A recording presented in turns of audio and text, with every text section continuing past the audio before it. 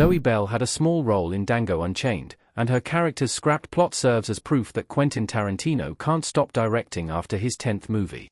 Though some of Quentin Tarantino's best movies are also some of the best movies of all time, the director has famously vowed that his 10th film will be his last. Despite his long history of making provocative films, that decision has been one of the most controversial in Tarantino's career.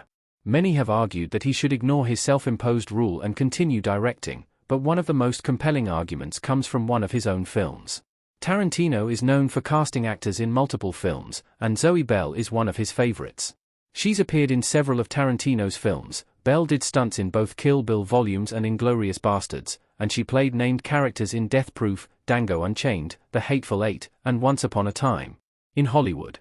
Bell hasn't played a lead character in a Tarantino movie yet, but her role in Django Unchained would have been much bigger if parts of the script hadn't been cut. Even though Bell only had a small part in Django Unchained, it still proves that Tarantino needs to keep directing movies.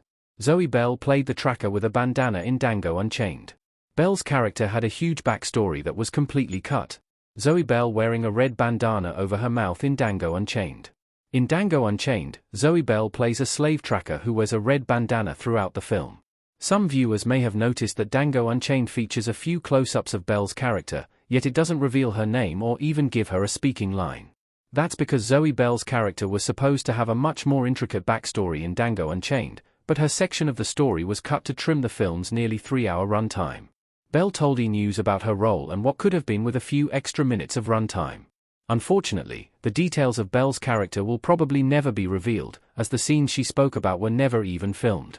However, the fact that Tarantino wanted to include it in the film, and the clues that are left behind in Django Unchained, like the tracker looking at a picture of two young boys, paints a fascinating image of what the director had in mind. Bell even said that, here was a little sneaky secret under the mask. Part of my face was missing, which hints that Django Unchained could have been even bigger and better than it already is.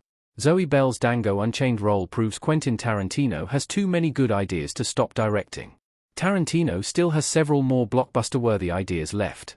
Zoe Bell's character and her unused backstory in Django Unchained is proof that Quentin Tarantino can't stop directing after his 10th movie. Django Unchained is nearly 3 hours long, yet Tarantino had so many great ideas for his first Western film that he had to cut out a character as interesting as Bell's tracker. Quentin Tarantino's mind is clearly brimming with great film ideas. Bell's tracker could be the subject of an entire feature, and he should make as many movies as it takes to get them all out into the world. Tarantino's 10-movie rule is entirely self-imposed, as the director said he wants to leave audiences wanting more. If he does retire from directing after his 10th film, not only will he leave audiences wanting more, he'll leave a huge number of amazing ideas completely untold. If even half of Tarantino's ideas are as good as the scrapped backstory for Bell's tracker in Django Unchained, it would be an absolute shame to not turn them into movies. The director seems set on his rule, but luckily, there's a way he could get around his promise. Quentin Tarantino could continue making movies by following his from dusk till dawn strategy. Tarantino could still use his ideas as a screenwriter instead of directing. Quentin Tarantino may have promised to stop directing after his 10th film, but he made no such promises about writing.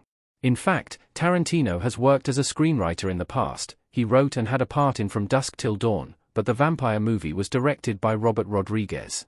From Dusk Till Dawn presents the perfect loophole to Tarantino's 10-movie rule. He can just write the scripts and let another director put them to film. In an ideal world, Tarantino would direct his own ideas, but if he is dead set on retiring, this may be the best way to preserve his untold stories. Not only would screenwriting let Quentin Tarantino continue to put his ideas to film, it would also solve another problem with his 10-movie rule. Since the release of Once Upon a Time in Hollywood, Tarantino has been looking for his 10th and final film to direct. For years, it looked like The Movie Critic would be Tarantino's last film, but he cancelled the movie. He reportedly scrapped the project because it wasn't good enough to be his final film, but if Quentin Tarantino decided to keep on writing scripts, he might not have to be as careful about what his final movie will be.